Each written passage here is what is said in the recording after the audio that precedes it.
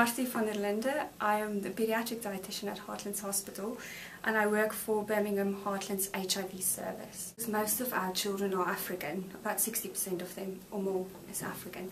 So they tend to have darker skin tone, so a really important factor is vitamin D, which is important in your immune function and also in keeping the bones nice and healthy, along with calcium. If your vitamin D levels are high enough, you'll absorb calcium well, which helps the child when they grow and develop the bones. Vitamin D would be mainly in oily fish and sources like that, but being outside and being in the sunlight is a really important factor. And the darker your skin, the longer you need to be in the sunlight. So it's really important that we encourage children to play outside in the summer and get enough sunlight on their skin. We had a heart-friendly diet for the whole family and getting them sort of as a family to embrace being healthier. And it's not really anything amazing apart from just doing the basics right and getting exercise, being outside, you know. But it's nice to have a family focus because by the nature of the condition, it tends to be a family diagnosis. What we tend to look at is making sure that they've got enough calcium in their diet, again to keep the bones nice and healthy and strong, and also that they have enough protein in the diet, which will contribute to iron levels, because iron is really important when we're fighting infections. Mostly, when children come over to this country, they are on a very healthy diet. It tends to be high fibre carbohydrates, lots of fruit and vegetables, and their protein sources, which are really good. So what we would encourage them probably is just looking at a slightly lower fat content and cutting the fat of the meat and the cooking methods to be less sort of frying and that sort of thing. But we try and encourage them to continue eating in that way, because we find that the Western diet is a lot more refined, lots more sugar. Something that we try to prevent is for children to get used to really sugary carbs, so like sugary cereals. I don't want to say any brand names, but there are some that really is popular with children, especially chocolate flavoured ones and sugary ones. So it's quite hard sometimes to wean them off that. And they also have sometimes a high intake of fruit juice, which is good, but I don't encourage them to have more than one small glass a day, because this contributes to too high sugar levels. And in this country, a lot of time is spent indoors, so if you've got a child very active from too much sugar, it can complicate things as well. So, but the African diet is a good diet and a good basis to build a healthy diet on. African greens that they tend to have, which is stuff like okra and spinach and broccoli and that sort of veg, is high in calcium and in iron, so it's a really good nutrition source. And we find that the diet in the UK is quite low in green leafy veg, firstly because of the taste, of course, and you know, children have to get used to that. My name's Martha Bailey. I'm a Senior Manager for Community Projects with Waverley Care, and I've been working with Waverley Care for 22 years. Food plays a huge part. I mean, one I've already mentioned, which is where we're delivering free infant feeding formula to mothers, women living with HIV who have a baby under a year old, and we provide a free steam steriliser for them in bottles, and then every month they get 4 tins of whichever baby formula it is that they're using.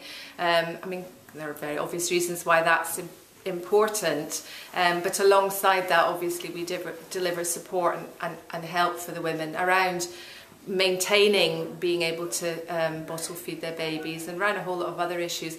I mean, one of the nice things I think about this particular project is primarily we're working with African women, because those are the women who are having babies in Scotland. There's probably about 26 women a year in Glasgow who have a baby, and about 10 to 12 in Edinburgh who have a baby, and at the moment all of them are African. And for many of them, they are incredibly isolated. I mean, they're isolated around often an asylum or refugee claim. They're isolated around their HIV status, and then they're more isolated because they've got a newborn baby, and often they are single parents for whatever reason. So bringing the women together, although we only run a group once a month, what we've discovered is that of course they make relationships, and there's lots of support work now going on in terms of peer support between the women out of the group. And one of the things that we're able to do is help introduce them to facilities that are around the city, so that they can begin to make use of other things that help and support them. The other thing that I would like to particularly talk about is the importance of food in terms of the work that we do with Africans. So we have a number of African support groups which run in Glasgow and in Edinburgh, and for every group there is a meal. Often it's the people involved in the group who take turns to cook the meal, so obviously we provide the ingredients, and here in Glasgow we're able to cook the meals in our premises, so it's nice for people to get together to cook. You know, lots of talking and support goes on when you're doing something like that. It's an opportunity for people to cook their own food and to share, because people come from a whole range of different African countries, to just share different styles of African cooking. We always make sure that there is more than enough food so that people can take food away with them. So we always have containers that people can take things away, because often people are on very basic income. So anything that can supplement that is really well received. I don't know if Mara mentioned that we have an allotment in Edinburgh, and we're hoping to get an allotment in Glasgow. Well, in Edinburgh we've got an organic allotment, which we've had now for I think about 6 years, and a lot of that is about growing healthy food, helping people to enjoy growing food. All the groups go down and participate, and one of the things that we've really encouraged people who use our services who come from Africa to do is to find African foods or type foods that we can grow. I mean, obviously there's lots of things we can't, but a lot of the sort of green leaf stuff that people are familiar with, we're able to grow there. So we're going to try and do the same thing in Glasgow, because it's you know, it's much cheaper, it's much more fun to do that together, and it will help people access things that they might not be able to afford or can't find. And do you know, if you go to one of our African groups, it is such an enjoyment and such a pleasure to sit together with people and eat. It's just lovely. It's such a sense of family and home. And I know what a lot of people who come to the African groups say is, this is our family. Because often they are on their own and their family is back in Africa. And eating together is such an important thing for families to do.